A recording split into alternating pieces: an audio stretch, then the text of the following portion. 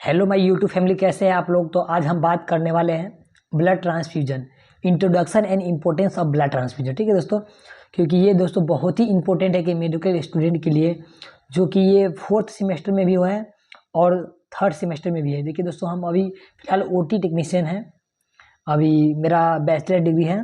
तो आपको introduction and importance of blood transfusion में इम्पोर्टेंस क्या है, ये रोल, ब्लड ट्रांसफ्यूजन क्यों करते हैं, ब्लड ट्रांसफ्यूजन किस तरीके से कर सकते हैं, कौन सा व्यक्ति को हम कर सकते हैं, उनका कौन सा बीमारी है, ये सब सारी जानकारी बताने वाले, वो सब टेस्ट करने के बाद हम ब्लड ट्रांसफ्यूजन करते हैं। तो वीडियो को अंत तक बने रहिएगा, तो हम बहुत ही अच्छे तरीके से बताएंगे आप लोग को।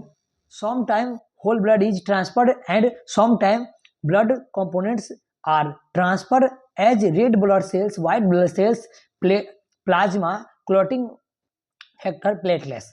देखिए दोस्तों, होल ब्लड्स किसको कहते हैं। बात आता है कि सम टाइम, जब टाइम पे जो हम चढ़ाते हैं तो होल ब्लड होता है। जो होल ब्लड किसको बोलते हैं दोस्तों हम, ये माइंड विद बात आता है। होल ब्लड के अंदर आता है दोस्तों हमें क्या आता है, red blood cells, white blood cells, plasma, platelet सभी आ जाते हैं।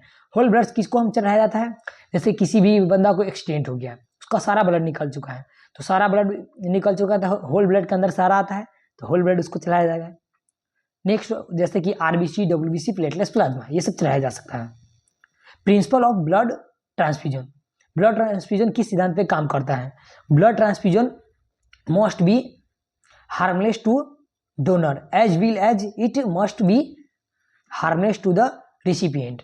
ब्लड ट्रांसफ्यूजन रिसिपिएंट को रेडी है या नहीं, मस्ट उनको हिसाब से चलाया जाता है। जैसे कि इस सिद्धांत पे काम करता है, उनका कोई भी बीमारी है या नहीं, वो रेडी है कि पूर्ण रूप से नहीं, वो हेल्दी है या नहीं, इस हिसाब से रिसिपिएंट को ब्लड चढ़ाया था।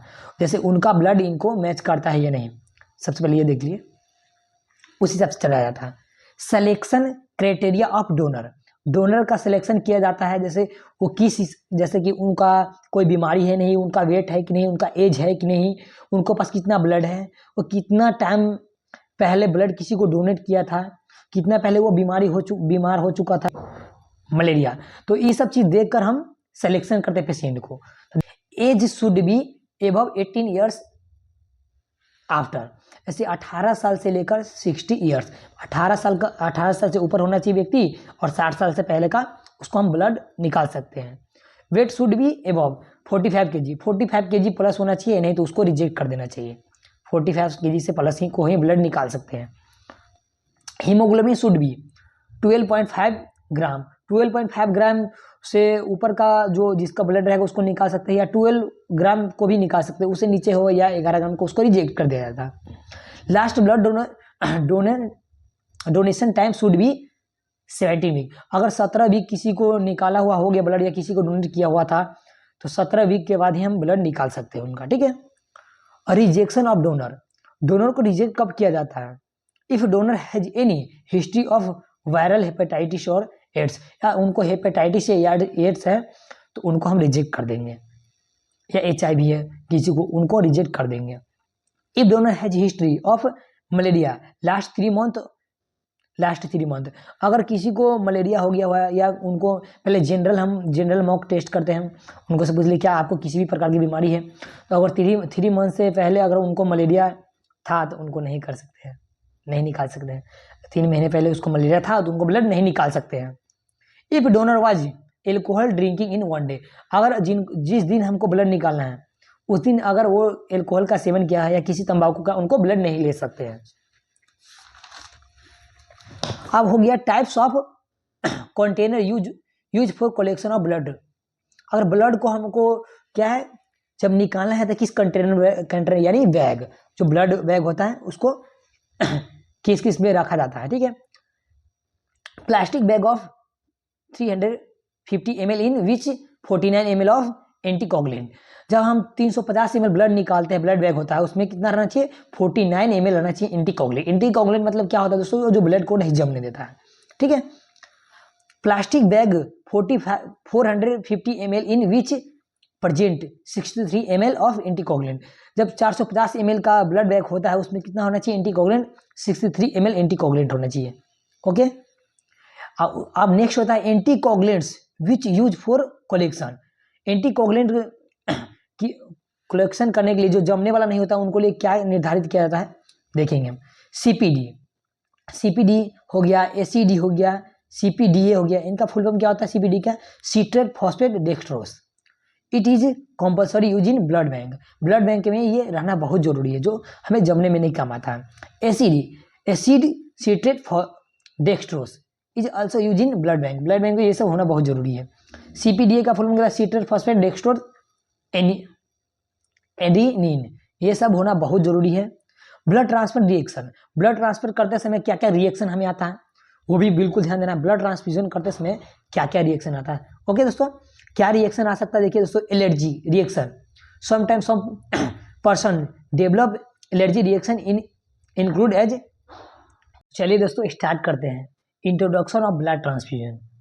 Blood transfusion is a procedure in which blood is received from the donor and transfer to the recipient. देखिए दोस्तों, जब ब्लड हम लेते हैं डोनर से, तो ब्लड जब डोनर से निकालने के बाद हम किसको पास भेजते हैं? रिसिपिएंट के पास, जिसको ब्लड चढ़ाना है। इटिचिंग। अगर हम ब्लड ट्रांसफ्यूजन करते हैं एलर्जी, जिससे किसी को सर में चक्कर आना तो उस समय हम लोग रोक देंगे, या किसी को खुजली आना वो भी रोक देंगे, उस समय ब्लड को हम रोक देंगे, ठीक है। फीवर, किसी को ब्लड ट्रांसफ्यूजन करते समय फीवर भी आ सकता है। तो फीवर क्या हमारे बॉडी में तो रहता ही है, बट नॉर्मल टेम्परेचर पे रहता है। बट अगर ब्लड ट्रांसफ्यूजन लेते समय डोनर से अगर किसी को फीवर आ जाता है तो क्या करेंगे हम लोग? उसमें फास्ट में उनको ब्लड को स्टॉप करेंगे। जो ब्लड बैंक में हम लेते रहेंगे ब्लड को स्टॉप करेंगे और तुरंत उसको पैरासीटामोल देंगे, और जैसे ही फीवर उसको डाउन होता है फिर निकालना स्टार्ट कर देंगे। जब हमारा ब्लड पूरा हो जाता है तो फिर डोनर को, रिसिपिएंट को हम दे सकते हैं, ठीक है। नेक्स्ट होता है एक्यूट हिमोलाइटिक। एक्यूट हिमोलाइटिक मतलब क्या होता है दोस्तों? ये कम ही हॉस्पिटल में ये कम कंडीशन दिखाया जाता है। एक्यूट मतलब फास्ट। देखिए दोस्तों, जैसे कि किसी का ब्लड है दूसरा ग्रुप का, हम चढ़ा दिए, वो दूसरा उसका चाहिए कुछ और ग्रुप का, उसका ब्लड कुछ और ग्रुप है, अगर दे देंगे तो ऐसा कंडीशन में क्या है? पूरा ब्लड ही खराब हो जाता है, टूटने लगता है। तो ऐसे कंडीशन में क्या आदमी का डेथ हो जाता है, ठीक है। ओके दोस्तों, अब blood collection procedure. Blood collection procedure में क्या होता है दोस्तों? देखिए, अप्लाई टॉनिक। ब्लड कलेक्शन, अगर किसी को हम ब्लड कलेक्शन करते हैं तो क्या करते हैं? अप्लाई टॉनिक एंड सिलेक्शन है healthy vein for selection. After the selection of vein clean the area by spirit and alcohol after this enter needle into the donor vein. देखिए दोस्तों, क्या करते हैं? सबसे पहले हम सिलेक्शन करते हैं कि ये पेशेंट है कि नहीं देने लायक, उसका पोजीशनिंग फिक्स करते हैं। उसके बाद क्या करते हैं? टॉर्निकेट लगाते हैं। हम जो उसका जो सिलेक्शन करने वाला था हेल्दी वेन, उसको हम क्या करते हैं? एल्कोहल या स्पिरिट से क्लीन करते हैं। एल्कोहल या स्पिरिट से क्लीन करते हैं। और जो होता है मेरा ट्रांसफ्यूजन करने वाला नीडल्स होता है, उनको हम इंसर्ट करते हैं। इंसर्ट करने वाला हमारा ब्लड निकलने लगता है। ओके दोस्तों, डोनर अपना ब्लड देने लगता है। ओके दोस्तों, उसको पोजीशन फिक्स करते हैं, आर्म रेस्ट करते हैं, ये सब वगैरह हो जाता है, ठीक है। और नेक्स्ट हो गया during the collection mix will blood with anticoagulants and after the collection apply a bandage. जब हम ब्लड को निकाल लेते हैं तो पहले तो हम मिक्स करते थे, पहले मशीन नहीं रहता था। आप जो मशीन होता है उनका नाम अभी नहीं याद है दोस्तों, उसे मशीन पे रख दिया जाता है, ऑटोमेटिक मिक्स कर दिया जाता है, ओके, ताकि ब्लड जमे नहीं। Instruction to the donor after collection. Instruction to the donor after collection, उसको जब डोनर ब्लड दे देता है उसके बाद उसको क्या करना चाहिए? देखिए दोस्तों, if donor feel this then a life done the donor. देखिए दोस्तों, उसको डिज जैसे कोई खुजली वगैरह नहीं होनी चाहिए उस समय, ठीक है। Donor should not taking alcohol after donor of blood. जैसे कि उनका ब्लड जैसे कि जिस समय ले रहे हैं उनको एल्कोहल वगैरह का सेवन नहीं करना चाहिए, ठीक है दोस्तों। Donor should eat healthy. जैसे कि अगर वो हम रॉन्ग बोल दिए थे, अगर कोई डोनर ब्लड दे रहा है तो उस दिन वो एल्कोहल का सेवन नहीं करेगा कुछ दिन के, ठीक है दोस्तों। अगर डोनर ब्लड दे दिया तो उनको बाद उनको क्या क्या चीज़ खाना चाहिए? हेल्दी फूड वगैरह खाना चाहिए, हेल्दी प्रॉपर फूड खाना चाहिए, प्रोटीन वाला उनको सामान खाना चाहिए, ऐसा सामान जो उनको डाइजेस्टिव हो सके, गैस का प्रॉब्लम नहीं कर सके, ओके दोस्तों। उस बाद क्या है? वो कोई हार्ड वर्क नहीं कर सके। Donor should not doing any hard work after donation के बाद वो हार्ड वर्क नहीं करे, कोई हल्का ही करे, मेंटली वर्क कर सके। तो दोस्तों, इनको कितना दिन तक हम ब्लड को रख सकते हैं?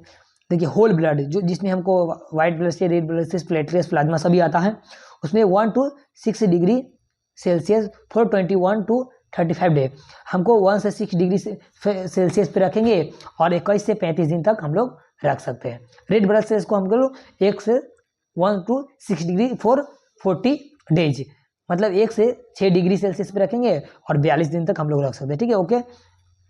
उसका क्या है, क्रायो प्रिसिपिटेट को -28 डिग्री सेल्सियस फॉर 1 ईयर तक रख सकते हैं। प्लाज्मा को -28 डिग्री सेल्सियस पर 1 ईयर तक रख सकते हैं।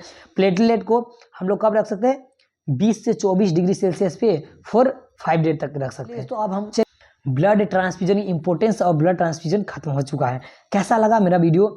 अगर अच्छा लगा हो तो आप लोग एक लाइक दे दीजिए, क्योंकि दोस्तों बहुत ही हिंदी लैंग्वेज में जो मैं दिमाग में समझा वो समझाया आपको, क्योंकि सिंपल नोट्स बनाया हूँ, सिंपल एकदम सबसे हटके, क्योंकि छापा खाना नहीं करना है दोस्तों, क्योंकि समझा हुआ चीज़ है ना हॉस्पिटल में आपको काम आएगा। नोट्स क्या है, ये तो एग्जाम पास करने के लिए होता है। रियल नोट्स दिमाग में रखिए दोस्तों, नोट कर लीजिए इस बात को, जो मैं बोला हूँ बहुत ही इंपॉर्टेंट है। अगर कोई ऐसा क्वेश्चन है तो आप कमेंट कीजिए, हम जवाब देंगे। ओके दोस्तों, thank you, wish you all. मेरे इस वीडियो को वॉच कीजिए फुल। Thank you everybody.